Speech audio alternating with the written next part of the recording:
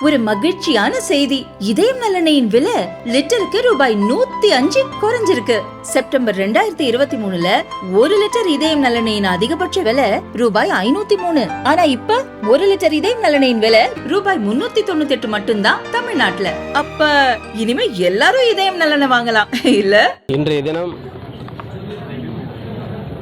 4வது குற்றவியல் நீதிமன்றத்தில் டிஐஜி திரு வருண்குமார் ஐபிஎஸ் அவர்கள் ஆஜராகி இருந்தார்கள்.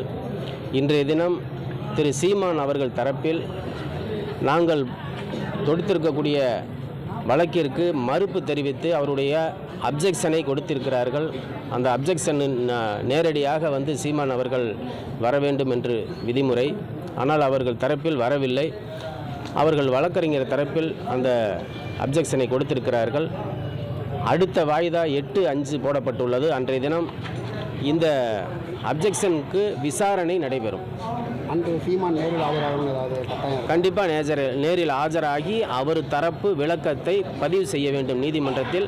அவர் என்ன சொல்லுகிறாரோ அதை நீதிமன்றம் பரிசீலனை செய்து பதிவு செய்து அடுத்த விசாரணைக்கான வாய்தா தேதி வழங்கப்படும். சார், இப்போ நிறைய ஹியரிங் வந்துச்சு, 1-2 தான் ஆஜராகிருக்காரு. சமாதான பேச்சுவார்த்தைகள் அது மாதிரி இல்லை, நிறைய ஹியரிங் வந்துருச்சுன்னு சொல்கிறீங்க. 1-2க்குன்னு இல்லை, 1க்கு தான் ஆஜராகிருக்காரு. ஒரே ஒரு வாய்தாவுக்கு தான் அவர் ஆஜராகிருக்காரு. அதுவும் நீதிமன்றம் கடுமையாக நடந்து கொண்டதின் காரணமாக வேறு வழி இல்லாமல் அவர் நடந்து கொண்ட அந்த ஒரே ஒரு வாய்தாவுக்கு மட்டும் அவர் நீதிமன்றத்தில் ஆஜரானார். இந்த வாய்தாவிலும் கண்டிப்பாக அவர் ஆஜராக வேண்டும். என்ன காரணத்திற்காக ஆஜராகாமல் உள்ளார் என்பது தெரியவில்லை. அதனால் சமாதான பேச்சுவார்த்தை அப்படிங்கிறது அது அந்த மாதிரியான ஒரு முன்னோட்டமோ அந்த மாதிரி ஒரு எதுவும் கிடையாது. எங்கள் தரப்பில் எதுவும் இல்லை. ஒரு வழக்கு நாங்கள் சட்ட ரீதியாக நீதிமன்றத்தில் சந்திக்கிறது தான் எங்களுடைய மனப்பாறையில். இல்லை, டிஐஜி தாக்கல் பண்ணலை.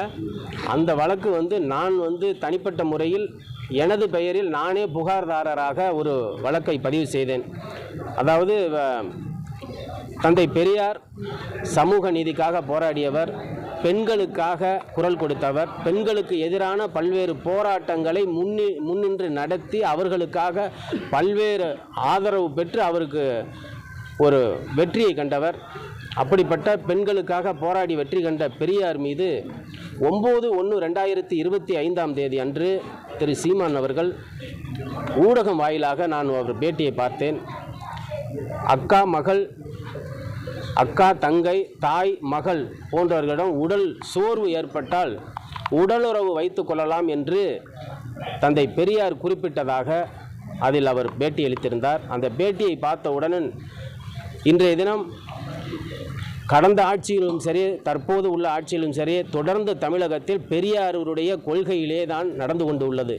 அரசு விதிமுறைகளாக இருந்தாலும், நம்மளுடைய தமிழ் மக்களாக இருந்தாலும், ஏன் நீங்களாக இருந்தாலும், நானாக இருந்தாலும், பெரியார் என்று ஏற்றி கொடுத்த இந்த சுயமரியாதை என்கின்ற ஒரு காரணத்தில் தான் நாம் எல்லாம் பயணிக்கிறோம்.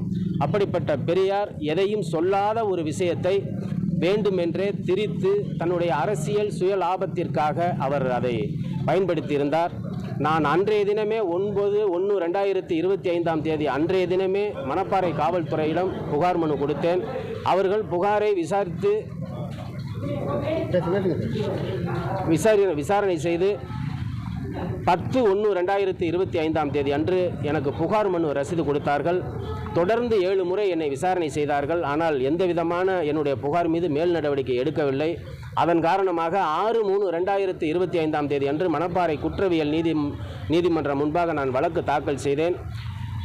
தொடர்ந்து பல்வேறு வழக்கு வாய்தாக்கள் சென்றாலும் 24/4/2025 எங்கள் தரப்பு விசாரணை நடைபெற்றது. அந்த விசாரணையை கருணையோடு கேட்டு பரிசீலனை செய்த நீதிமன்றம் 28 நேற்றைய தினம் உத்தரவு பிறப்பித்தது. அதில் BNS 351, 356 செக்ஷன் 6 பெண்களை ஆபாசத்தை தூண்டும் விதத்தில் பேசக்கூடிய இந்த 3 பிரிவுகளில் அவர் மீது வழக்கு உடனடியாக பதிவு செய்ய வேண்டும் என்று உத்தரவு பிறப்பித்துள்ளார்கள்.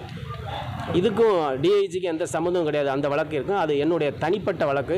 நான் இந்த பேட்டி இங்கே கொடுக்கக்கூடாது, நீங்கள் கேட்டதுனால அதை சொல்கிறேன். இன்னைக்கு மாலை மாவட்ட கூடுதல் அமர்வு நீதிமன்றத்தில் ஒரு வழக்கு டிஐஜி தாக்கல் செய்ய போகிறார் அப்படி தகவல். அதாவதுங்க, அன்றைய தினம் திரு சீமான் அவர்கள் இந்த நீதிமன்றத்தில் ஆஜராகி இருந்தபோது எங்களுடைய கட்சிக்காரராகிய டிஐஜி திரு வருண்குமார் ஐபிஎஸ் அவர்கள் வந்திருந்த நேரத்துடைய கார்களில் அதிகமாக இந்த வழக்கிற்கு சம்பந்தமில்லாத நபர்களை அழைத்து வந்து இங்கு அவரை த்ரெட்டனிங் பண்ணக்கூடிய விதத்தில் என்னுடைய கட்சிக்காரர் காரை நிறுத்தியிருந்த இடத்தின் அருகில் சம்பந்தமில்லாத ஆட்கள் அவர்களுடைய கட்சி கொடியை கட்டி கொண்டு அந்த இடத்தில் நிறுத்திவிட்டு அவரை முன்னும் பின்னும் போவதும் வருவதுமாக நாம் தமிழர் கட்சி வாழ்க, சீமான் வாழ்க, ராமஜெயம் கேஸ் என்னாச்சு அப்படிங்கிற போகிற வார்த்தைகளை அவர்கள் பேசிவிட்டு சென்றார்கள். காவல்துறையில் உயர்ந்த பொறுப்பில் இருந்தாலும் அவர் அன்றைய தினம் மிகவும் கண்ணியத்தோடு நடந்து கொண்டு அதை என்ன செய்யலாம் என்று எங்களிடம் அவர் பேசியுள்ளார். அது சம்பந்தமாக நாங்கள் சட்ட ரீதியான நடவடிக்கை எடுக்கலாம் என்று உள்ளோம். இன்னும் நடவடிக்கை எடுக்கவில்லை, தொடங்க உள்ளோம். தேங்க்யூ. தேங்க்யூ.